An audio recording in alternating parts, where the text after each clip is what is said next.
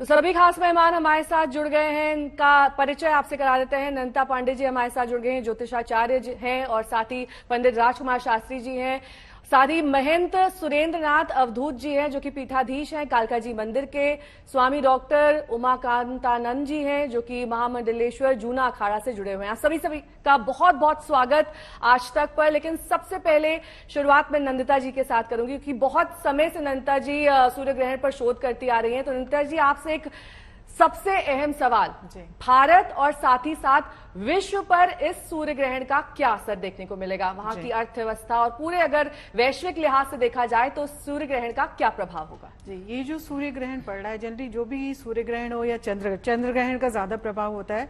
ये खंड ग्रास यानी कि पार्शियल सूर्य ग्रहण पड़ रहा है।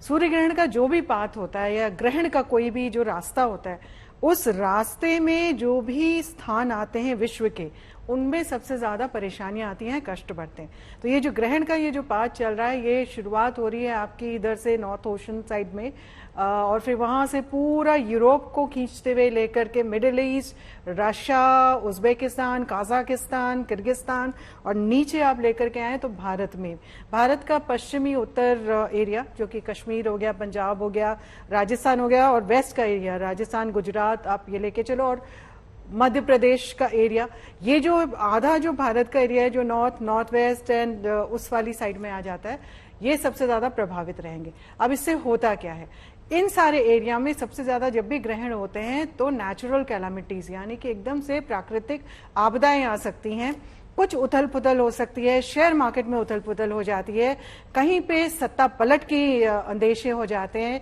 किसी वैश्विक नेता या किसी भी एक जो सोसाइटी में जिनका एक मान सम्मान है या राजनेता होता है, उनकी मृत्यु का भी घोतक होता है ये ग्रहण। तो यहाँ पे थोड़ा सा केयरफुल होने की बात है। खंडग्रास है तो कम इम्पैक्ट होगा, लेकिन फिर भी इम्पैक्ट जरूर रहता है। यूरोप इस समय बहुत बुरी हालत में जाने वाला है, ये मैं पहले भी बोल चुकी हूँ। इन ग्रहण के बारे में जो ये विश्व युद्ध हुआ, रशिया यूक्रेन के बारे में या जिनके भी बारे में, इनके बारे में 2 साल पहले क्योंकि ग्रहण के पाथ की स्टडी करके हम बता रहे थे कि इन एरिया में जरूर प्रॉब्लम आएगी, और वैसा ही कुछ हुआ भी। तो इसी तरह की स्थितियां अब इस समय, भारत पूरे पहले नहीं था, जो पहले गर्मियों में ग्रहण पड़े थे उसमें भारत नहीं था, लेकिन अब जो है ये सूर्य ग्रहण और फिर चंद्र ग्रहण जो आने वाला है 8 नवंबर को, तो ये दोनों में भारत इस समय इम्पैक्टेड रहेगा। तो भारत में भी इस समय परेशानियां आ सकती हैं। थोड़ा सा आप अगर अपना यहाँ पे इन्वेस्टमेंट्स करते हैं या शेयर मार्केट में बहुत ज्यादा है, संभल के रहें। एक साथ इमोशनल एंजाइटी जिसे कहते हैं ना, कि सामूहिक एक तरह से कोई भी एक इंटरचेंज हो जाता है या अंतर्द्वंद हो जाता है तो लोग उस तरह के डिसीजन भी लेने लगते हैं। तो थोड़ा सावधानी बरतने की आवश्यकता है। कहीं पे किसी और में, इनफैक्ट राजस्थान में काफी कॉम्प्लिकेशंस हो रहे हैं, मुझे लगता है कुछ कभी यहाँ पे थोड़ा सा सत्ता पलट भी हो सकती है, या जो एरियाज मैंने भारत में बोले यहाँ पे चांसेस हैं। शास्त्री जी हमारे साथ जुड़े हैं। शास्त्री जी, ये सूर्य ग्रहण कितने बजे से शुरू होगा, कब खत्म होगा, और इसके क्या सकारात्मक और नकारात्मक प्रभाव रहने वाले हैं?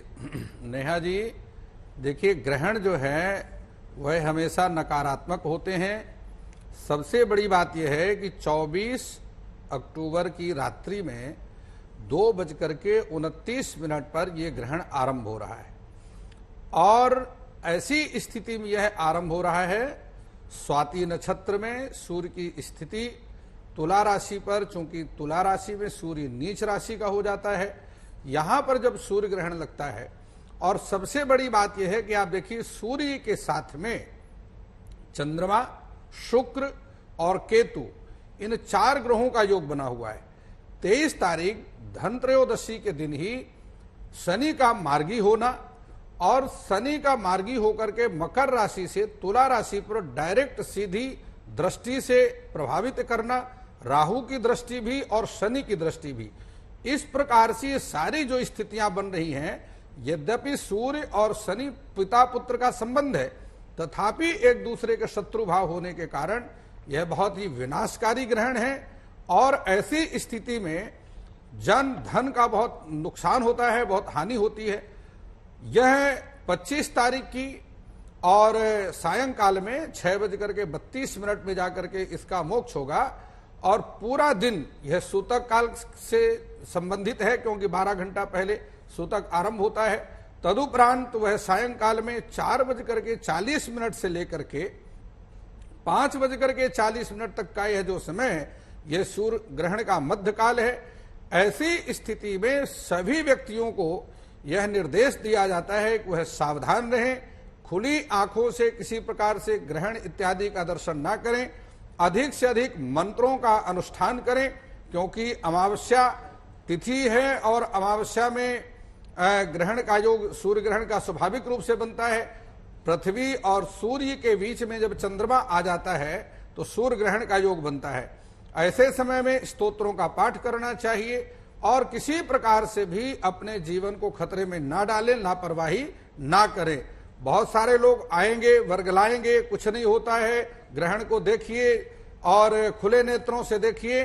किसी के वर्गलाने में नहीं आना है, अपनी जिम्मेदारी से अपने जीवन को, तन मन धन को सावधान करना है। अमावस्या के दिन चंद्रमा और सूर्य यह दोनों प्रायः एक ही राशि पर होते हैं और ऐसी स्थिति में मन को प्रभावित, चूंकि मन का कारक होने के कारण मन को प्रभावित करता है। केतु के कारण हृदय रोग से जो जुड़े हुए लोग हैं, हृदय संबंधित जिनको पीड़ाएं हैं, उनको बहुत ही सावधान रहने की आवश्यकता है, क्योंकि सूर्य हृदय का कारक भी है।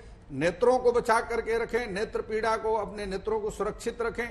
इस प्रकार से शुक्र चूंकि दाम्पत्य का कारक है, जो न्यूली मैरिड हैं या गर्भवती महिलाएं हैं, उनको बहुत अधिक सावधान रहने की आवश्यकता है। दाम्पत्य जीवन को प्रभावित करता है, गर्भाधान को प्रभावित करता है।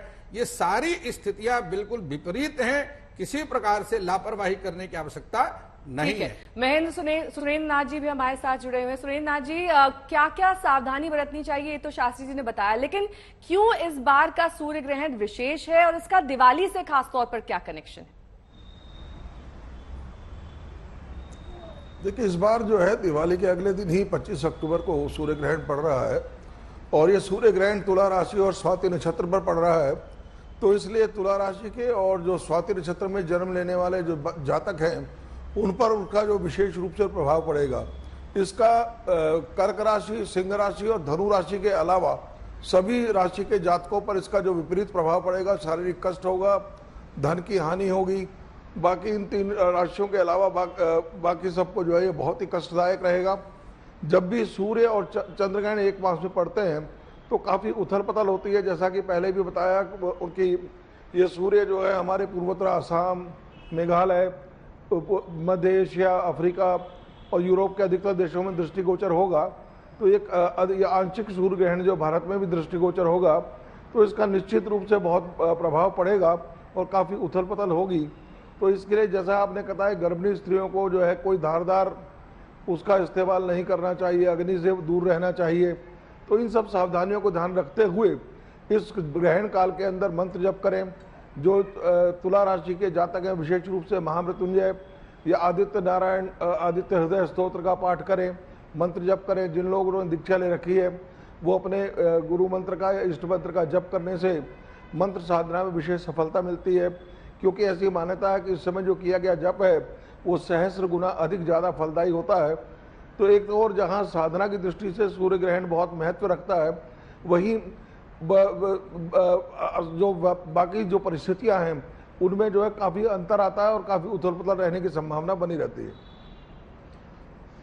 ठीक है, लौटेंगे आपके पास, लेकिन इस बीच स्वामी उमाकांतानंद जी भी हमारे साथ जुड़े हुए हैं। उमाकांतानंद जी, ये बताएं कि जिस तरीके से लोगों के मन में डर रहता है, हमेशा कोई भी ग्रहण हो, सूर्य ग्रहण हो, चंद्र ग्रहण हो, एक संशय रहता है मन में। ऐसे में जिन लोगों का मन उद्विग्न हो रहा हो, अशांत हो रहा हो, वो अपने मन को शांत कैसे करें? देखिए, ग्रहण का प्रभाव शुभ और अशुभ दोनों होता है। अभी सभी अपने जो ज्योतिषाचार्यों ने कहा कि एकदम नेगेटिव प्रभाव पड़ने वाला है, लेकिन 5 राशियों के लिए शुभ फल भी देने वाला है। और ऐसे भी आदमी सामान्य तौर से भी मानसिक रूप से परेशान है पूरे विश्व में, और ग्रहों का प्रभाव मन पे बहुत अधिक पड़ता है, मन में बड़ा उथल पुथल होता है। तो ऐसी परिस्थिति में पहले तो पॉजिटिव सोचें और ये न सोचे कि एकदम ग्रह का प्रभाव इतना खराब होने वाला है कि दुनिया ही पलट जाएगी। आंशिक ग्रहण है, प्रभाव होता है, परिस्थितियां बदलती है, लेकिन मनोबल को बनाए रखें, थोड़ी डीप ब्रीदिंग करें और पॉजिटिव सोचें, अच्छा सोचें कि ग्रह पूरे विश्व के लिए परमात्मा के द्वारा ये नेचुरल प्राकृतिक प्रदत्त चीजें हैं, जिसका असर बुरा अच्छा दोनों होता है। लेकिन पहले ही हम इतना डर जाएंगे तो अब प्रभाव कम भी हो तब भी हम डर के मारे अधिक प्रभावित हो जाएंगे।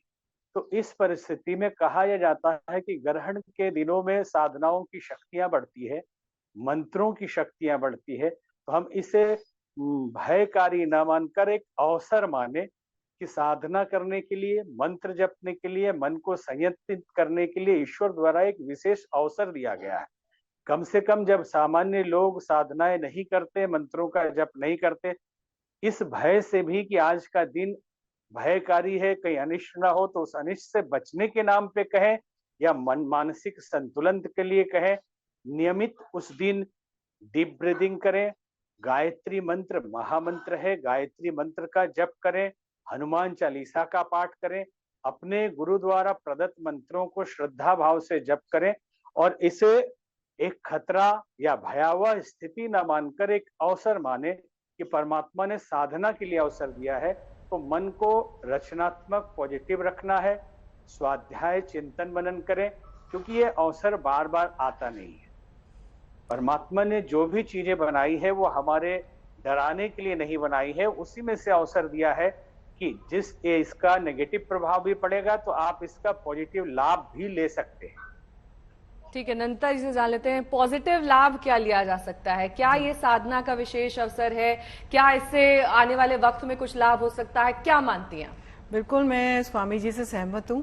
ग्रहण का जो समय होता है, क्योंकि एनर्जीज होती हैं, आप प्लैनेट्स देखो, राहु और केतु तो लोअर वर्ल्ड के एनर्जीज वाले होते हैं। इस समय जो ग्रॉस एनर्जी होती है वो बहुत स्ट्रांग होती है, लेकिन जब आप साधना करते हैं तो आपकी एक्टिवेशन जो लोअर चक्रास होते हैं, जैसे आपके मूलाधार चक्र है, आपका स्वादिष्टान चक्र है, यहाँ से जो एनर्जी कुंडलिनी शक्ति की है इस समय बहुत पावरफुल तरीके से ऊपर को उठती है।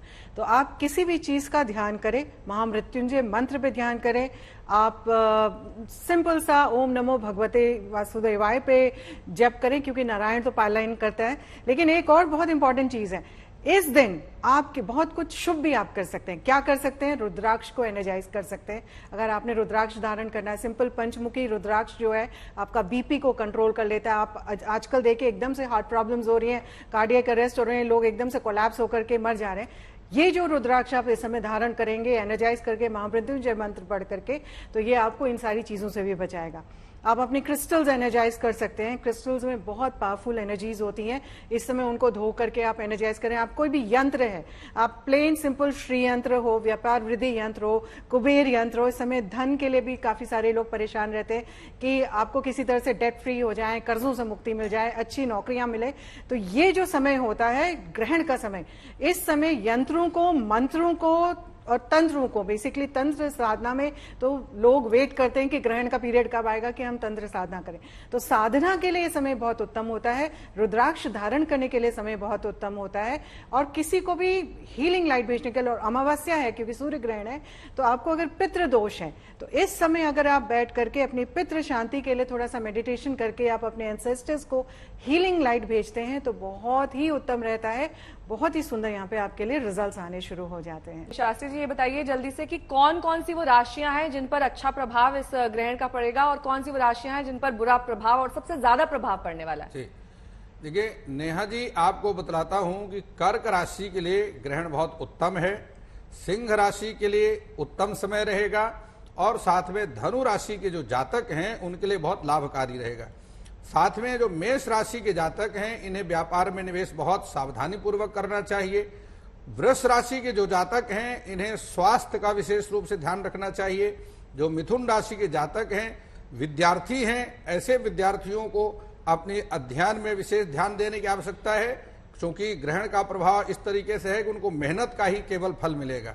इसके साथ ही मैं बात बतलाता हूं आपको कि जो कन्या राशि के जातक हैं, चूंकि तुला राशि पर ग्रहण का प्रभाव हो रहा है, ग्रहण का गोचर हो रहा है और कन्या राशि ठीक उसके व्यय भाव की है, इसलिए निवेश बहुत सावधानी पूर्वक करना चाहिए। जो आप इसमें खर्च करते हैं वह वापस आने की संभावना कम बन जाती है, इसलिए बहुत बड़ा निवेश ना करें। तुला राशि के जो जातक हैं इन्हें स्वास्थ्य का भी ध्यान रखना चाहिए और अर्थ का भी ध्यान रखना चाहिए।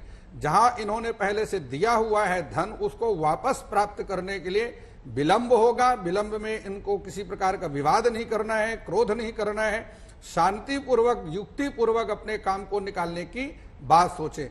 मंगल कारक चूंकि वृश्चिक राशि है, विदेश यात्रा यदि आप जाना चाहते हैं तो उनको थोड़े समय के लिए इसको रोक देना चाहिए।